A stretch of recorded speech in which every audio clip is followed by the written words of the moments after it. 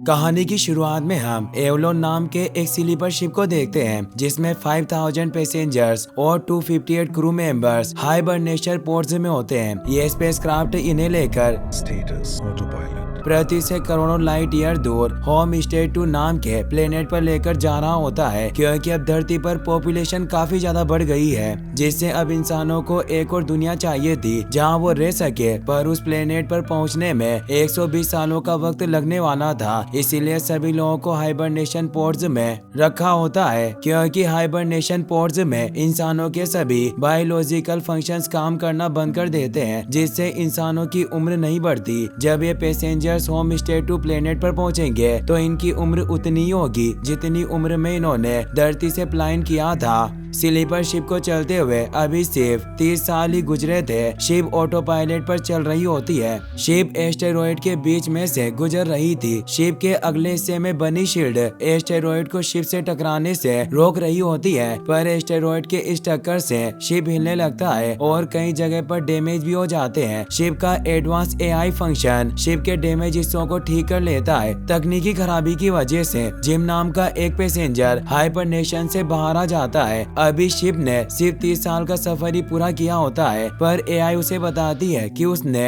120 साल के सफर को सफलतापूर्वक तय कर लिया है और अब वो सिर्फ 4 महीनों के लिए शिप में रहेगा और बाकी के पैसेंजर्स के साथ खूब मस्ती करेगा। दरअसल इस एआई बेस्ड मैसेज को उस वक्त के लिए सेट किया होता है जब 120 साल का सफर तय करने के बाद पैसेंजर्स गहरी नींद से बाहर आएंगे। जिम को ये पता नहीं होता कि वो पूरे शिप में अकेला है। वो एआई जिम को उसके आईडी कार्ड और केबिन के बारे में भी बताती है, जिसमें जिम के जरूरी सामान रखे होते हैं। इसके बाद जिम एआई की मदद से अपने केबिन तक पहुंच जाता है और तैयार होकर एक हॉल में आ जाता है। उसे कोई नजर नहीं आ रहा होता, जिससे वो परेशान होता है। एक एआई उसे अर्थ के बारे में बताती है। वो उससे सवाल पूछने की कोशिश करता है, पर वो उसके सवालों का कोई जवाब नहीं दे रही थी। वो शिप में लोगों को ढूंढने लगता है, पर उसे कोई नहीं मिलता। ऊपर रिसेप्शन में आने पर जिम को एक एआई बोर्ड मिलती है जो जिम को शिप के कैप्टन का पता बताती है। जिम कैप्टन से मिलने के लिए केबिन के पास पहुंचता है, पर उसके पास अंदर जाने का एक्सेस नहीं होता।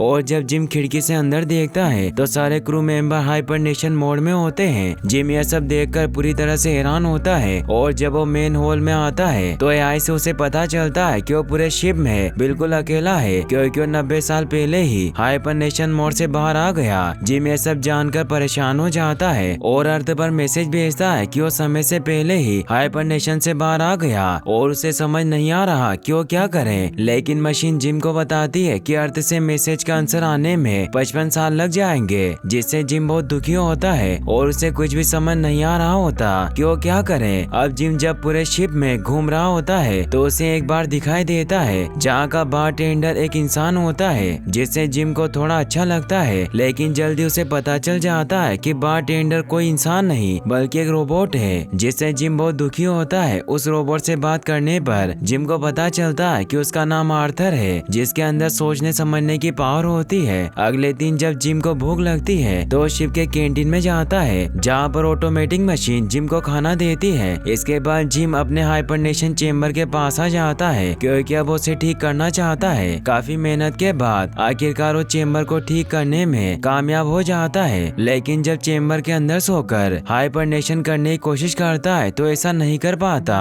इसके बाद जिम क्रू मेंबर के चेम्बर में जाकर किसी एक क्रू मेंबर को उठाने का तय करता है, लेकिन लाख कोशिश करने के बावजूद भी वो क्रू मेंबर के कमरे के दरवाजे को नहीं खोल पाता, जिससे जिम बहुत परेशान होता है और उसे कुछ भी समझ नहीं आ रहा होता कि वो क्या करे। अब जिम शिप में ऐसे ही इधर उधर घूमता रहता है और अधिकतर समय आर्थर के साथ गुजारता है, क्योंकि शिप में सिर्फ आर्थर ही जिम से बात कर सकता है। आर्थर जिम को गोल्ड पैसेंजर्स का पास एक करने का सुझाव देता है, क्योंकि ऐसा करने से वो शिप में एक लग्जरी लाइफ जी सकता है। दरअसल शिप में सभी पैसेंजर्स को उनके प्रोफेशन के मुताबिक अलग अलग लेवल का पास दिया गया होता है। अब आर्थर के कहे मुताबिक जिम स्पेशल पास को एक कर लेता है और मूवी थिएटर में मूवी देखता है और बास्केटबॉल भी खेलता है। लेकिन जल्दी जिम इन सब से ऊब जाता है और जिम को शिप पर अकेले रहते हुए पूरे 1 साल बीत जाते हैं। अब जिम के सिर के बाल भी काफी लंबे हो गए थे, लेकिन जिम को इन सब से कोई फर्क नहीं पड़ता, क्योंकि जिम को देखने वाला शिप पर कोई नहीं होता। अब जिम जब हाइबरनेशन चेम्बर में पैसेंजर पैसेंजर्स को देख रहा होता है कि तभी उसकी नजर स्पेस सूट पर जाती है, जिसे पहनकर जिम शिप से बाहर स्पेस में आ जाता है और स्पेस का नजारा देखकर पूरी तरह से हैरान होता है, क्योंकि आज से पहले उसने कभी भी ऐसा दृश्य नहीं देखा होता। जिम ये सब देखकर इमोशनल हो जाता है और उससे आंसू आ जाते हैं, लेकिन आंसू जिम के चेहरे से नीचे नहीं गिरता बल्कि उसके चेहरे से चिपक जाता है। ऐसा लोग ग्रेविटेशनल फोर्स की वजह से होता है। कुछ समय बाद जिम वापस से स्पेसशिप में आ जाता है, लेकिन स्पेस सूट से बाहर आने के बाद वो एक बार फिर से बिना स्पेस सूट के ही स्पेस में जाने का डिसाइड करता है, क्योंकि अकेले रहते रहते परेशान हो चुका था और सुसाइड करना चाहता है। लेकिन जब वो शिप से बाहर जाने का गेट खोलने वाला होता है कि तभी उसे एहसास होता है कि वो गलती करने जा रहा है और जिम वहाँ से भागता हुआ वापस से हॉल में आ जाता है। अब जिम जब हाइबरनेशन चेम्बर में होता है तो उसकी नजर एक लड़की पर जाती है जो दिखने में काफी ज्यादा खूबसूरत होती है और जिम उसे देखते ही पसंद करने लगता है। इसके बाद जिम उस लड़की के बारे में पता लगाना शुरू कर देता है और जल्दी उसे उस लड़की के बारे में पता चल जाता है कि उस लड़की का नाम अरोरा है, जो अर्थ पर एक न्यूज रिपोर्टर और राइटर थी। इसके बाद जिम अरोरा के स्लीपिंग चेम्बर के पास बैठकर उसे देखता है और अरोरा का इंटरव्यू देखता है जो उसे बहुत पसंद आता है। जिम आर्थर से भी अक्सर अरोरा के बारे में ही बातें करता रहता है। जिम को आइडिया आता है कि अगर वो अरोरा को हाइबरनेशन चेम्बर से जगा दे तो अरोरा के साथ एक अच्छी लाइफ जी सकता है, लेकिन ऐसा करने से अरोरा भी जिम के साथ ही स्पेसशिप में मारी जाएगी, क्योंकि स्पेसशिप को अपने मंजिल तक पहुंचने में अभी 80 साल से ज्यादा का समय लगने वाला होता है। इसीलिए जिम ऐसा नहीं करता, लेकिन कुछ दिनों के बाद जिम अकेला रहते रहते ऊब जाता है और अरोरा को हाइबरनेशन चेम्बर से जगाने से खुद को रोक नहीं पाता। जिम अरोरा का हाइबरनेशन चेम्बर एक्टिवेट करके वहाँ से भाग जाता है ताकि अरोरा को ये बात पता न चल सके कि उसे जिम ने हाइबरनेशन से जगाया है। जिम की तरह अरोरा भी हाइबरनेशन से बाहर आने के बाद शिप पर किसी को न पाकर पूरी तरह से हैरान होती है। जल्दी उसे जिम मिलता है जो अरोरा को बताता है कि पूरे शिप पर सिर्फ वो दोनों ही हाइबरनेशन चेम्बर से बाहर हैं, बाकी के सभी लोग अभी भी हाइबरनेशन चेम्बर में हैं। इसके बाद जिम अरोरा को ऑब्जर्वेटरी में ले जाकर दिखाता है कि अभी शिप को अपनी मंजिल तक पहुंचने में काफी साल बाकी है। ये सब देखकर अरोरा पूरी तरह से हैरान होती है और जिम अरोरा को क्रू मेंबर्स का स्लीपिंग चेम्बर भी दिखाता है, जिसे खोलना असंभव होता है क्योंकि जिम ने पहले ही उसे खोलने की काफी कोशिश की होती है। अरोरा ये सब देखकर पूरी तरह से हैरान होती है और भागती हुई अपने हाइबरनेशन चेम्बर के पास आ जाती है, क्योंकि इस समय उसे भी कुछ समझ नहीं आ रहा होता कि वो क्या करे। जिम अरोरा को समझाता है कि वो लोग कुछ नहीं कर सकते। इसके बाद जिम आर्थर के पास आता है और बातों ही बातों में वो आर्थर को बता देता है कि उसने अरोरा को हाइबरनेशन चेम्बर से जगा दिया और आर्थर अरोरा को इसके बारे में कुछ भी न बताए। अगली सुबह अरोरा एक ऑटोमेटिक मशीन से हाइबरनेशन चेम्बर के बारे में जानने की कोशिश करती है, लेकिन इसका कोई भी फायदा नहीं होता क्योंकि उस ऑटोमेटिक मशीन को हाइबरनेशन चेम्बर के बारे में कुछ भी पता नहीं होता। अब जिम और अरोरा जब साथ में बैठकर खाना खा रहे होते हैं तो अरोरा जिम को अपना खाना खाने देती है, क्योंकि जिम के पास नॉर्मल पैसेंजर्स का टिकट होने की वजह से वो सालों से एक ही खाना खा रहा था और अरोरा के पास एक स्पेशल टिकट होता है जिसकी वजह से उसे मिलने वाला खाना भी काफी अच्छा होता है। अब जिम ने तो क्रू मेंबर के हाइबरनेशन चेम्बर का दरवाजा खोलने से हार मान लिया होता है, लेकिन अरोरा अभी भी क्रू मेंबर्स के हाइबरनेशन चेम्बर का दरवाजा खोलने की कोशिश कर रही होती है। जिम देखता है कि शिप के ऑटोमेटिक रोबोट्स अचानक से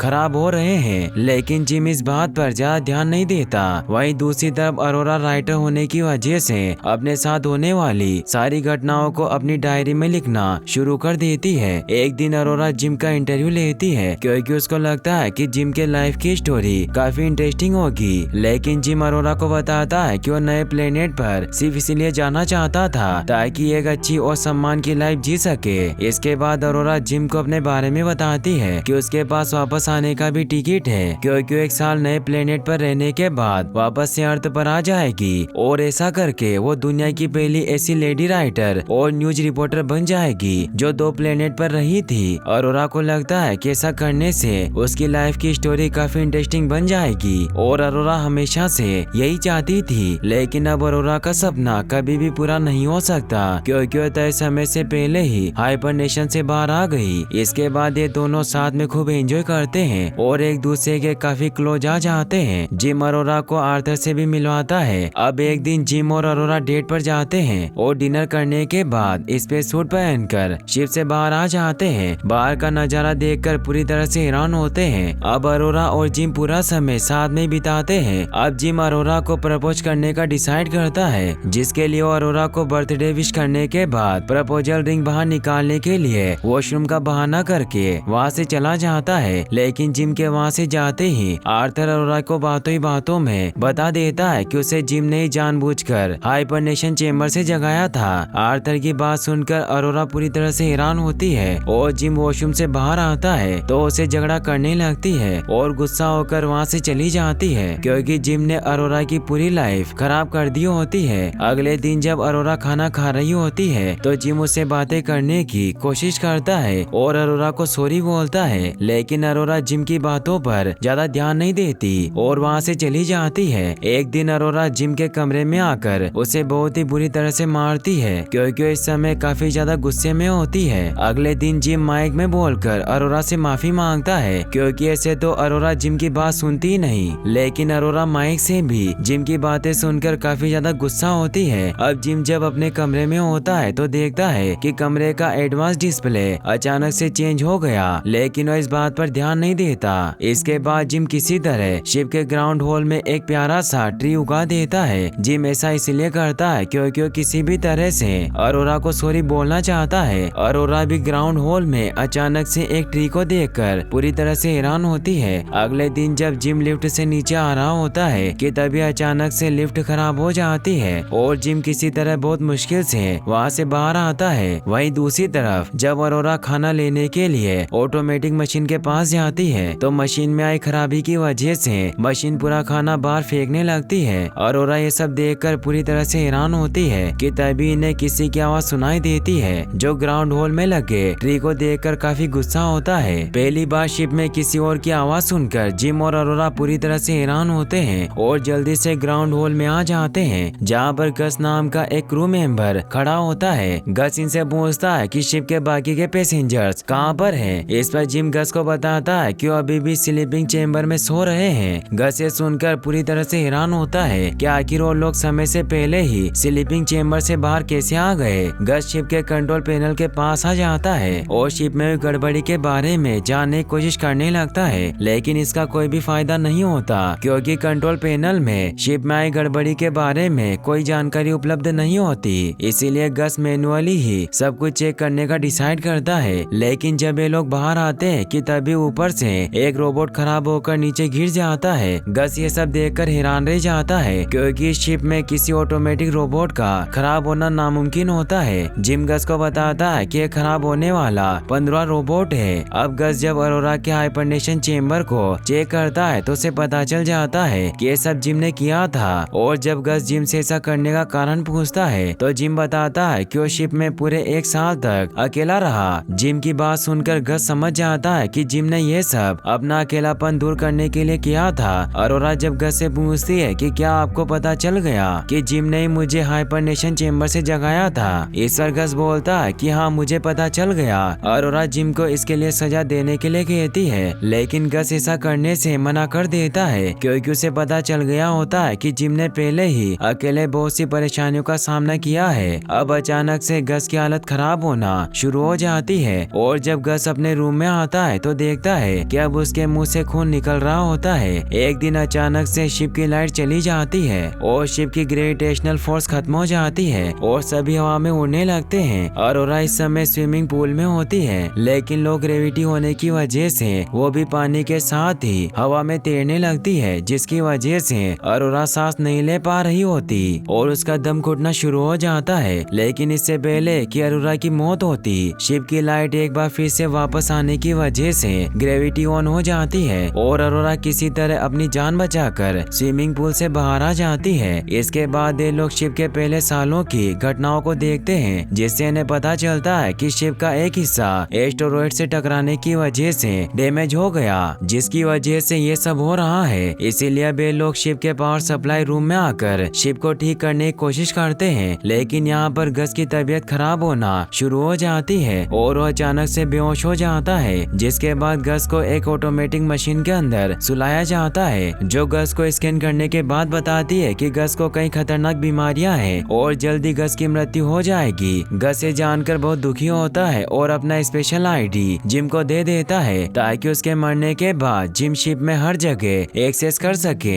और अगले पल गस की मृत्यु हो जाती है। तभी अचानक से शिप में डेंजर अलार्म बजना शुरू हो जाता है, जिसके बाद जिम और अरोरा शिप के पावर सप्लाई रूम की तरफ जाते हैं, लेकिन रास्ते में एक बार फिर से शिप की ग्रेविटेशनल फोर्स खत्म हो जाती है और ये लोग हवा में तैरने लगते हैं। शिप में आ रही इस गड़बड़ी की वजह से आर्थर का एआई सिस्टम भी खराब हो जाता है और आर्थर खुद को नुकसान पहुंचाने लगता है, लेकिन जिम किसी तरह आर्थर का सिस्टम डीएक्टिवेट कर देता है। इसके बाद ये लोग शिप के पावर सप्लाई केबिन में आ जाते हैं और जब ये अंदर जाने का गेट खोलते हैं तो अरोरा और जिम एयर प्रेशर की वजह से खींचते हुए अंदर चले जाते हैं। अंदर आने पर इन्हें पता चलता है कि एस्टेरॉयड के टकराने की वजह से वहाँ पर एक होल हो गया जिसे बंद कर देते हैं, लेकिन शिप में अभी भी कई प्रॉब्लम होती है। जिम को जब पता चलता है कि फ्यूजन रिएक्टर के कंप्यूटर के कुछ पार्ट्स खराब हो गए तो जिम उन्हें चेंज कर देता है। यहाँ पर जिम को पता चलता है कि शिप का फ्यूजन रिएक्टर एस्टेरॉयड के टकराने की वजह से पूरी तरह से अनस्टेबल हो गया और रिएक्टर की ज्यादातर एनर्जी रिएक्टर के अंदर ही फंसी हुई है। जिम रिएक्टर का लीवर खींचकर एनर्जी को रिलीज करने की कोशिश करता है, लेकिन शिप में आई गड़बड़ी की वजह से गेट ओपन नहीं होता, यानी कि फ्यूल रिएक्टर की सारी एनर्जी अभी भी अंदर ही होती है और अगर जल्दी उस एनर्जी को शिप से बाहर नहीं निकाला गया तो शिप ब्लास्ट हो जाएगी। अब जिम के पास एक ही रास्ता होता है कि वो स्पेस सूट पहनकर शिप से बाहर जाए और रिएक्टर का दरवाजा खोलकर एनर्जी को बाहर रिलीज कर दे। जिम स्पेस सूट पहनकर शिप से बाहर जाने लगता है, लेकिन बाहर जाने से पहले वो अरोरा को गस का स्पेशल पास देता है ताकि अगर वो वापस ना आए तो अरोरा एक अच्छी लाइफ जी सके। अब अरोरा भी कहीं न कहीं जिम को पसंद करने लगी है, इसीलिए वो जिम से कहती है कि तुम जरूर वापस आओगे। अब जिम शिप से बाहर आकर फ्यूजन रिएक्टर का दरवाजा खोल देता है, लेकिन जैसे ही उसे छोड़ता है दरवाजा बंद हो जाता है, यानी कि रिएक्टर की एनर्जी रिलीज करने के लिए जिम को दरवाजा पकड़कर रखना होगा। अरोरा जिम को ऐसा करने से मना करती है क्योंकि ऐसा करने से रिएक्टर से निकलने वाली फायर से जिम की डेथ भी हो सकती है, लेकिन जिम दरवाजा खोल देता है और अरोरा को रिएक्टर की एनर्जी रिलीज करने को कहता है क्योंकि अगर वो ऐसा नहीं करेगा तो पूरी शिप डिस्ट्रॉय हो सकती है। अब अरोरा को न चाहते हुए भी रिएक्टर की एनर्जी रिलीज करनी पड़ती है, जिससे रिएक्टर से बहुत अधिक मात्रा में एनर्जी बाहर निकलती है, जिससे जिम के स्पेस सूट से बंधी वो रस्सी टूट जाती है जिससे जिम स्पेसशिप से जुड़ा था और अब जिम स्पेस में तैरने लगता है। जिम जब अरोरा को इसके बारे में बताता है तो पूरी तरह से डर जाती है और जल्दी से स्पेस सूट पहनकर शिप से बाहर आ जाती है। बाहर आकर अरोरा देखती है कि जिम स्पेस में तैरता हुआ शिप से दूर जा रहा होता है और स्पेस सूट डैमेज होने की वजह से जिम की हालत भी काफी खराब होती है। अब अरोरा जब जिम को वापस लाने के लिए उसकी तरफ बढ़ती है तो अरोरा के स्पेस सूट से बंधी रस्सी छोटी पड़ जाती है, लेकिन फिर भी अरोरा किसी तरह बहुत मुश्किल से जिम को वापस से स्पेसशिप में लाने में कामयाब हो जाती है, लेकिन जिम की हालत अब काफी खराब होती है और वो इस समय बेहोशी की हालत में होता है। इसके बाद अरोरा जिम को उस ऑटोमेटिक मशीन में लेटा देती है जो इंसानी बीमारी को डिटेक्ट करके उसका इलाज करता है, लेकिन ऑटोमेटिक मशीन के स्कैन करने के बाद भी जिम कोई रिस्पॉन्स नहीं कर रहा होता, जिससे अरोरा काफी परेशान होती है। लेकिन जल्दी जिम होश में आ जाता है जिससे अरोरा को थोड़ी राहत मिलती है। जिम के ठीक होने के बाद ये दोनों मिलकर आर्थर को ठीक कर देते हैं और गस की डेड बॉडी को जला देते हैं। यहाँ पर जिम नोटिस करता है कि ऑटोमेटिक मशीन जिसने जिम को ठीक किया होता है वो एक हाइबरनेशन चेम्बर की तरह बिहेव करता है, यानी कि अगर अरोरा चाहे तो उस ऑटोमेटिक मशीन की मदद से एक बार फिर से हाइबरनेशन में जा सकती है। लेकिन जब जिम अरोरा से इसके लिए बोलता है तो अरोरा ऐसा करने से साफ साफ मना कर देती है क्योंकि अब वो भी जिम से प्यार करती है और जिम को शिप पर अकेला छोड़कर नहीं जाना चाहती। इसके बाद जिम एक बार फिर से अरोरा को प्रपोज करता है और इस बार अरोरा जिम के प्रपोजल को एक्सेप्ट कर लेती है और दोनों साथ में खुशी खुशी शिप में रहना स्टार्ट कर देते हैं। अगले सीन में हम 80 साल के बाद का समय देखते हैं जहाँ पर स्पेसशिप अब सफलतापूर्वक अपने मंजिल तक पहुँच गया है और शिप के सारे क्रू मेंबर हाइबरनेशन चेम्बर से बाहर आ गए। अब क्रू मेंबर जब शिप के ग्राउंड हॉल में आते हैं तो देखते हैं कि अब वहाँ पर किसी ने हरे भरे पेड़ पौधे लगा दिए हैं और पूरे शिप पर एक नेचुरल वाइब आ रही होती है। यहाँ पर अरोरा की आवाज में रिकॉर्ड मैसेज प्ले होना शुरू हो जाता है जिसमें अरोरा बताती है कि किस प्रकार उसने समय से पहले ही हाइबरनेशन चेम्बर से बाहर निकलने के बाद जिम के साथ एक एडवेंचरस लाइफ एंजॉय किया और इस बात को समझा कि खुशी उस चीज में नहीं है जिसे हम चाहते हैं या जैसा हम बनना चाहते हैं, बल्कि खुशी इस चीज में है कि हम प्रेजेंट लाइफ को खुलकर जिए और एंजॉय करें। इसी के साथ ये मूवी यहीं पर खत्म हो जाती है। ऐसी और वीडियोस देखना चाहते हैं तो एंड स्क्रीन पर क्लिक करके आप इस वीडियो को भी वॉच कर सकते हैं।